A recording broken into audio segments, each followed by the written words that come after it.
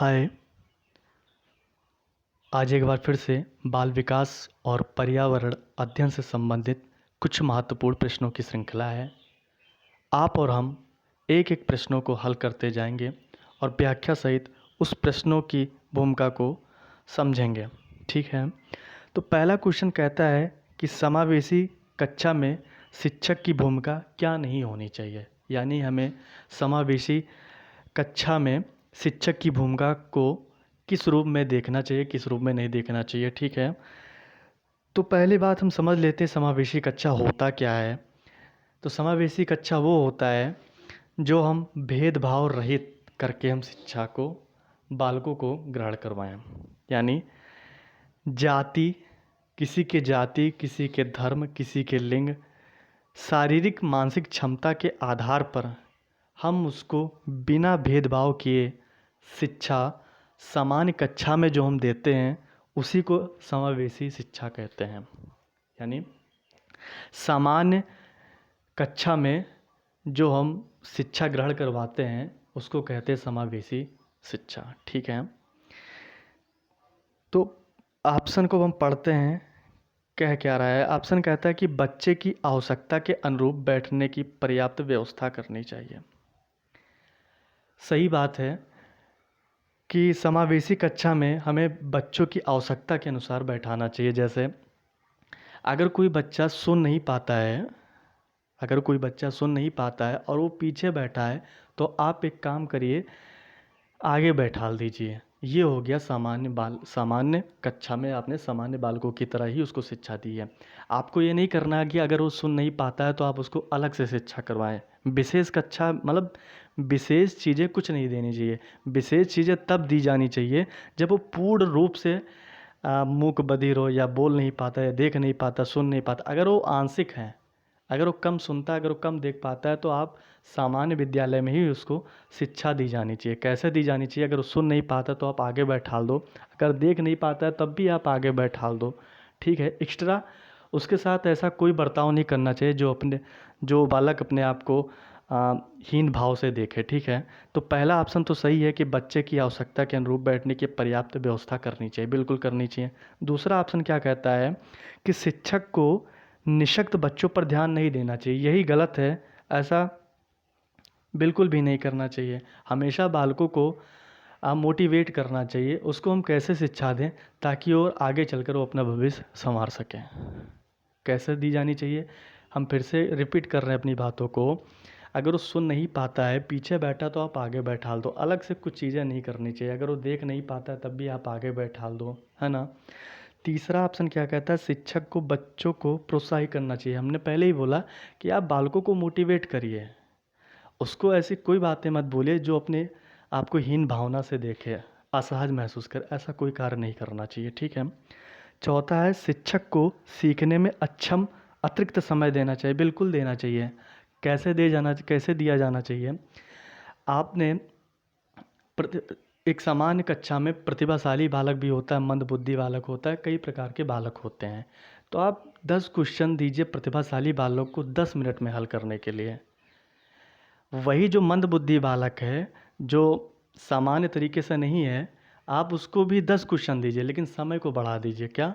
20 minute दे दीजिए, तो दोनों बराबर हो जाएंगे। ठीक है, लेकिन हाँ ध्यान रहे, अलग से कुछ नहीं दी जानी चाहिए। मतलब अलग कक्षा चलाकर कुछ नहीं, सामान्य विद्यालय में ही, सामान्य कक्षा में सामान्य तरीके से बालक को शिक्षा देना ही समावेशी शिक्षा है। सही बात है, तो इसका आंसर होगा बी। ठीक है, नेक्स्ट क्वेश्चन पे चलते हैं। माफ़ करिएगा अगर हम बहुत लेट करके बोले, लेकिन मेरा काम है किसी तरह समझाना, मेरे पास जो ज्ञान है। क्वेश्चन कहता है कि वह मापनी जिसमें अंतराल के समस्त गुण के साथ परम शून्य भी हो, वह क्या कहलाती है? यूपीटीटी का एक बेहद महत्वपूर्ण क्वेश्चन है कि परम शून्य कौन सा मापन होता है। तो परम शून्य एक अनुपातिक मापन होता है। कैसे होता है? अनुपातिक मापन में ये होता है कि अगर मैच हो रहा है भारत और पाकिस्तान का, भारत ऑस्ट्रेलिया का, तो उसमें होता क्या है, अगर वनडे श्रृंखला या टेस्ट श्रृंखला है जो भी है, अगर 5 मैच होते हैं तो 3 मैच भारत ने जीता और 2 मैच क्या नाम बोलते पाकिस्तान ने जीता। बाद में होता क्या है कि कोई एक व्यक्ति जीत जाता है, कोई एक व्यक्ति जीत जाता है, यानी पूर्ण रूप से वो जीतता है। ऐसा तो नहीं होता है ना कि आधा मैच पाकिस्तान जीत लिया, आधा मैच क्या नाम बोलते हैं भारत जीता, ऐसा नहीं होता है। एक लास्ट में रिजल्ट आता, उसी को कहते हैं अनुपातिक मापन या परम शून्य की बात, ठीक है। नामित मापन वो होता है जो नाम द्वारा हम जिसका मापन करें। जैसे एक विद्यालय में 10 लोगों का नाम है और उन जो जो नाम है शुभम, क्या नाम बोलते हैं सलमान या श्री, जो भी कोई नाम है, ठीक है, तो वो नाम द्वारा हमने मापन किया। अब होता क्या है क्रम सूची मापन, यानी हमने क्रम लगाया, roll number 1, roll number 2, roll number 3, roll number 4, एक क्रम हो गया। अंतराल मापन क्या हो गया कि हमने 5 बच्चों को अलग बैठाया, 5 बच्चों को अलग बैठाया, ये अंतराल करके मापे हम, ठीक है। तो इस क्वेश्चन का आंसर होगा परम शून्य, यानी परम शून्य का जो भी मापन होगा वो अनुपातिक मापन में होगा, ठीक है। आई होप आप समझे होंगे। नेक्स्ट क्वेश्चन ग्रीन मफलर से संबंधित है। ग्रीन मफलर एक क्वेश्चन पर्यावरण अध्ययन से है और ये भी बहुत बार आया हुआ है और लोग इसको लगा देते हैं ग्रीन मफलर से, शायद सोचते होंगे पर्यावरण से संबंधित है, तो आप ये 3 ऑप्शन में घूमते फिरते हैं, मृदा में, वायु में, जल में, लेकिन ये तीनों का इनसे कोई संबंध नहीं है। इस क्वेश्चन का आंसर होगा ध्वनि प्रदूषण से, ठीक है। तो ग्रीन मफलर ध्वनि प्रदूषण से संबंधित है। नेक्स्ट क्वेश्चन, फिर से एक क्वेश्चन पर्यावरण से आया हुआ है, अब हम इसको पढ़ते हैं। कहता है कि राकेश कक्षा 5 पर्यावरण विज्ञान के शिक्षक द्वारा दिए गए कार्य को समय से प्रस्तुत नहीं करता है, अतः सबसे उपयुक्त सुधारात्मक उपाय कौन सा हो सकता है। क्वेश्चन कहता है कि एक क्लास में एक टीचर ने बच्चों को गृह कार्य दिया या कोई कार्य दिया, लेकिन बच्चा उस सही समय से नहीं प्रस्तुत करता या सही समय से नहीं हल कर पाता है, तो हमें क्या करना चाहिए, ठीक। ऑप्शन ये कहता है कि प्रधानाध्यापक की जानकारी में लाना, बिल्कुल लाना चाहिए, लेकिन हमें और ऑप्शन को पढ़ना है, क्या पता इससे और सही ऑप्शन हो, ठीक है। दूसरा है खेल की कक्षा में जाने पर प्रतिबंध लगाना, बिल्कुल नहीं। हमें क्या करना है कि हमें बालकों को एकदम खुला वातावरण में ज्ञान देना है, उसके ऊपर प्रतिबंध कोई चीज़ें नहीं लगाने ताकि वो अगले दिन से विद्यालय ही ना जाए, ऐसा नहीं करना। हमेशा उसको मोटिवेट करना चाहिए। अगर वो कुछ नहीं जानता है तो उसके निदान करना चाहिए। निदान मतलब कारणों का पता लगाना चाहिए, फिर उसके बाद उपचार करना चाहिए। यानी एक क्वेश्चन आया हुआ था कि निदानात्मक और उपचारात्मक के क्या संबंध है, तो निदान का मतलब होता है उसके कारणों का पता लगाना और उपचार का मतलब होता है कारणों का पता लगा के हमें उपचार करना, ठीक है। तो दूसरा तो नहीं होगा। तीसरा क्या है, उसकी अनियमितताओं के कारणों को जानकर उसे सही मार्गदर्शन देना चाहिए। यही इस क्वेश्चन का सही आंसर, हमने क्या बोला, उसकी अनियमितताओं के कारणों का जानकर उसे सही मार्गदर्शन देना। अभी हमने जो बोला निदान उपचार, मतलब क्यों नहीं लगा पा रहा है और उस कारण का सही जानकारी, मतलब उस कारण का पता लगाकर हमें उपचार कर देना है। उपचार का मतलब यहाँ सुई दवाई नहीं करना है। उपचार का मतलब है कि अगर कोई क्वेश्चन नहीं लगा पा रहा है तो आप उस बच्चे को देखिए कहाँ से नहीं लगा पा रहा है। अगर स्टार्टिंग से नहीं लगा पा रहा है तो आप उसके बेस को कंप्लीट करिए, मजबूत करिए, ठीक है। और डी कह रहा है उसकी अनियमितताओं को लिखित जानकारी माता पिता को नहीं। ये सब बाद की प्रक्रियाएं हैं, लेकिन हमें इस क्वेश्चन का जो मजबूत पक्ष है वो ऑप्शन नंबर सी है। इस क्वेश्चन का राइट आंसर सी है। नेक्स्ट क्वेश्चन कह रहा है यदि पूर्व ज्ञान व अनुभव नए प्रकार के सीखने में सहायता करते हैं तो उसे क्या कहते हैं। ये क्वेश्चन आसान है, लेकिन यही क्वेश्चन 4 तरीके से बनता है। तो हम आगे की जो क्वेश्चन मतलब ये श्रृंखला लेकर आएंगे उसमें नेक्स्ट क्वेश्चन दिया करेंगे, ठीक है।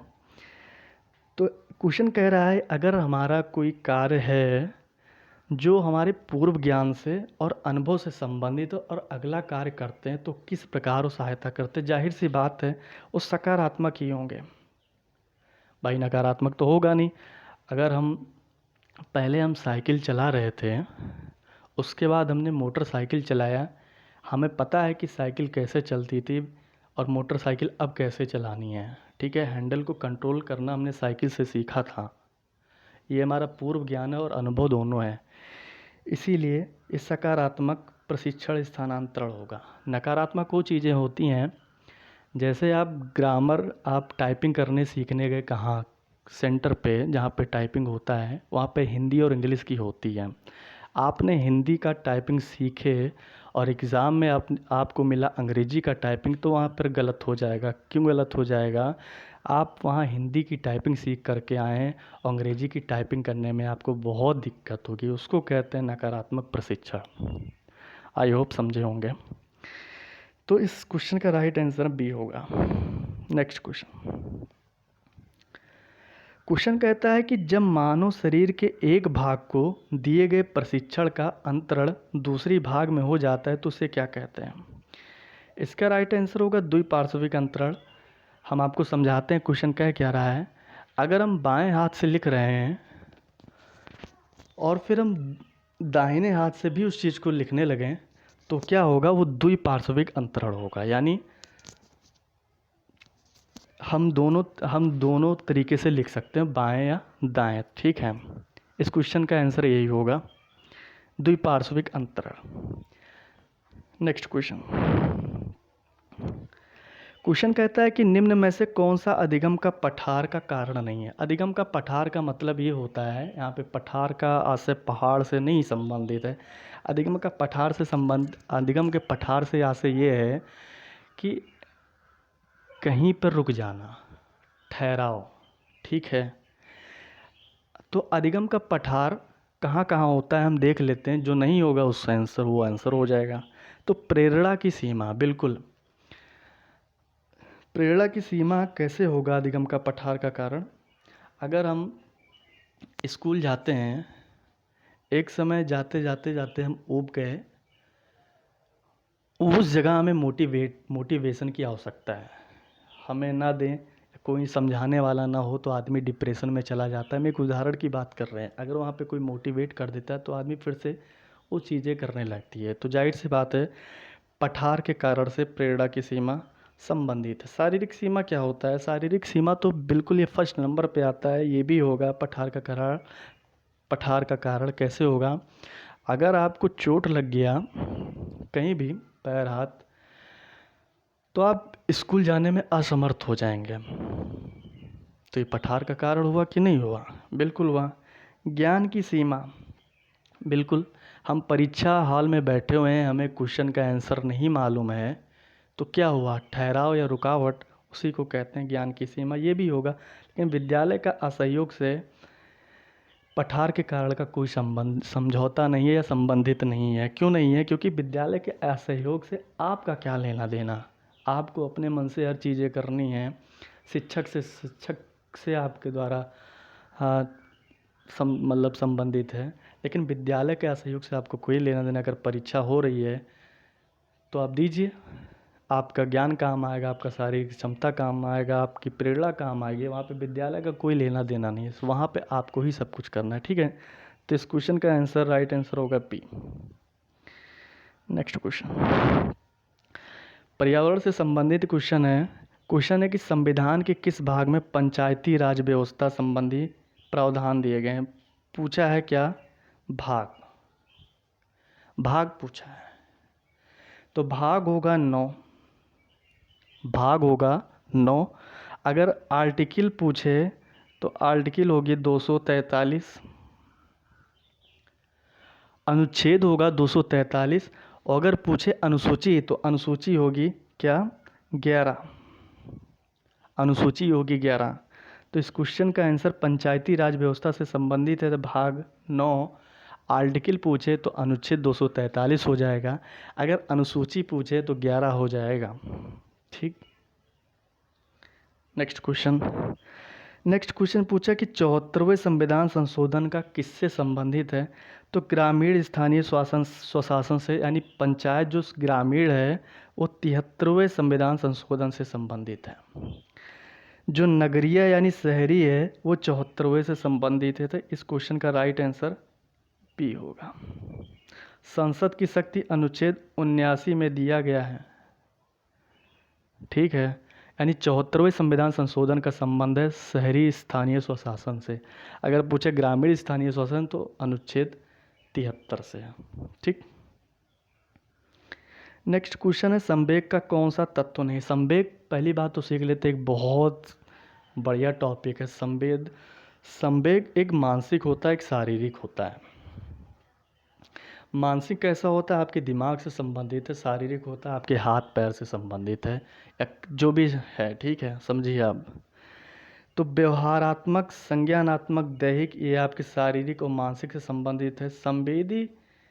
संवेग का कोई लेना देना नहीं है। संवेदी का मतलब होता है कि आपके जो संवेदी है, जो क्या नाम बोलते हैं, आँख कान नाक जो भी है, इसका संवेग से कोई लेना देना नहीं है। आंसर नंबर डी, ठीक है। अब आते हैं कोहलर। कोहलर क्या सिद्ध करना चाहता था कि सीखना क्या है। सीखना एक संज्ञानात्मक संक्राय है, ऑप्शन नंबर सी। हम आपको बता दें पूरा ऑप्शन को हल करते हैं। यह एक ऐसी स्थिति है जिसमें व्यक्ति पशु से श्रेष्ठ है। कोहलर ये नहीं सिद्ध करना चाहता था। कोहलर को इतना टाइम थोड़ी ना था कि पशु और आदमी से कंपेरिजन करना, नहीं। कोहलर यह सिद्ध करना चाहता था कि सूझ द्वारा हम जानकारी को कैसे एकत्र करें। सूझ मतलब होता है, एक बात और, सूझ अचानक आता है। अगर कोई साइकिल ख़राब हो गई है तो आप घर से निकल के थोड़ी ना सोचे थे कि मेरी साइकिल ख़राब होगी तो हम ये सूझ करेंगे, नहीं। आप साइकिल बनाते समय आपको एक सूझ आती है तो फिर आप वो चीज़ें सही कर लेते, तो सूझ अचानक होता है। और ये संज्ञानात्मक संक्राय से संबंधित है, यानी आपके ज्ञान से संबंधित है, ठीक है। Option number C. अब संज्ञानात्मक क्षेत्र का सही क्रम क्या है। एक कुछ ये हर एग्ज़ाम का मतलब ये होता है कि UP TT, CTT, super TT में पूछता है। हालांकि सुपर टीटी का एग्ज़ाम 2 बार हुआ, दो बार तो नहीं पूछा है, अब पता नहीं पूछा भी है क्या नहीं। लेकिन संज्ञानात्मक क्षेत्र का सही क्रम, ये ब्लूम की टैक्सोनॉमी है, इसका सही क्रम है ज्ञान, बोध, अनुप्रयोग, विश्लेषण, संश्लेषण, मूल्यांकन, ठीक है। तो इस क्वेश्चन का राइट आंसर होगा option number D. Next question है, ये हिंदी का एक टॉपिक क्वेश्चन है कि आप भला तो जग भला वाक्य में सर्वनाम क्या है। सर्वनाम के किस वेग का बोध होता है। तो ये आप भला का सिस्टम है या फिर निजवाचक सर्वनाम है, ठीक। Right answer B. क्वेश्चन कहता है कि ये परिभाषा है बाल विकास से संबंधित है कि विकास की किस अवस्था को कॉल तथा ब्रूस ने संवेगात्मक विकास का अनोखा काल, ये शायद 2019 के यूपीटीटी में क्वेश्चन आया था, बहुत इम्पोर्टेंट है। बाल्यावस्था को बोला था। विकास की किस अवस्था को कॉल तथा ब्रूस ने संवेगात्मक विकास का अनोखा काल कहा है, तो बाल्यावस्था को कहा है। इसमें कोई चीज़ें समझाने वाले लायक है नहीं। नेक्स्ट क्वेश्चन पे, सूक्ष्म शिक्षण के भारतीय प्रतिमान में कुल कितना समय लगता है। तो 36 मिनट लगता है। जानकारी, ये तो फैक्ट है, जो फैक्ट है, ठीक है। इसमें क्या बताना, सूक्ष्म शिक्षण के भारतीय प्रतिमान में कुल कितना समय लगता है, 36 मिनट लगते हैं। ये भी परिभाषा है वेरी इंपॉर्टेंट है कि व्यवहार के कारण व्यवहार में परिवर्तन ही अधिगम है। ये गिलफोर्ड की है। राइट आंसर बी, बहुत इंपॉर्टेंट है कि व्यवहार के कारण व्यवहार में परिवर्तन ही अधिगम है, गिलफोर्ड कहलाता, ठीक है। नेक्स्ट क्वेश्चन, शिक्षा में अवरोधन का तात्पर्य क्या है। एक होता है अवरोधन, एक होता है अपव्यय। तो अवरोधन का मतलब होता है कि एक बच्चा एक क्लास में पढ़ रहा है, क्लास 5th में गया, अगले साल उसको जाना था क्लास 6th में, लेकिन किन्हीं कारणवश वो फेल हो गया और फिर से उस क्लास में उस 5वीं कक्षा में पढ़ना पड़ा। इसी को कहते हैं अवरोधन। अव्यय क्या क्या होता है। अव्यय का मतलब क्या होता है। अव्यय का मतलब ये होता है कि हम 5वीं क्लास में गए और फिर हमने विद्यालय को छोड़ दिया। क्या विद्यालय में रुके नहीं पढ़ के, हमने छोड़ दिया, उसको कहते हैं अपव्यय। यानी बालक द्वारा विद्यालय छोड़ देना, ये होता है अपव्यय, ठीक। अवरोधन का मतलब होता है, ये right answer option number D, कि किसी बालक का 1 वर्ष से अधिक समय तक एक ही कक्षा में पढ़ना या रहना। ठीक है, राइट आंसर डी। हमने जान क्वेश्चन लिया है कि किसने बहुविमात्मक प्रज्ञा का प्रत्यय दिया है। अब यहाँ पे क्वेश्चन आता हुआ क्वेश्चन लड़के छोड़ आएंगे हम। बहुविमात्मक का मतलब होता है हावर्ड गार्डनर का बहुबुद्धि का सिद्धांत। ठीक है, राइट आंसर डी। बहुविमात्मक का ही मतलब होता है बहुबुद्धि। ठीक है, ऑप्शन नंबर डी। क्वेश्चन क्या कहता है, हमने समावेशी कक्षा पे 2 क्वेश्चन ले लिया। उसका कारण ये था कि क्वेश्चन में हर जगह आपको देखने को मिलता है, सीटीटी में खासकर और यूपीटी में, यूपीटीटी का ही क्वेश्चन है ये। समावेशी कक्षा में शिक्षक की भूमिका क्या नहीं होनी चाहिए, शायद ये रिपीट हो गया क्वेश्चन, तो इसका आंसर क्या था, नहीं था, तो इसका आंसर बी होगा। तो भारत की संविधान सभा ने निम्नलिखित किस तिथि को राष्ट्रीय ध्वज को अपनाया। तो राष्ट्रीय ध्वज को अपनाया था उन्होंने 22 जुलाई 1947 को। राष्ट्रीय ध्वज को कब अपनाया था, 22 जुलाई 1947 को। और 24 जनवरी 1950 को राष्ट्रीय गीत और राष्ट्रीय गान, ठीक है, ये अपनाया था। ठीक है, तो इस क्वेश्चन का राइट आंसर सी होगा। Thank you. हालांकि पता नहीं हमने आपको समझा पाया है कि नहीं समझा पाया है, लेकिन जो भी होगा आप कमेंट में बताइएगा। सभी को प्यार भरा राधे राधे। Thank you.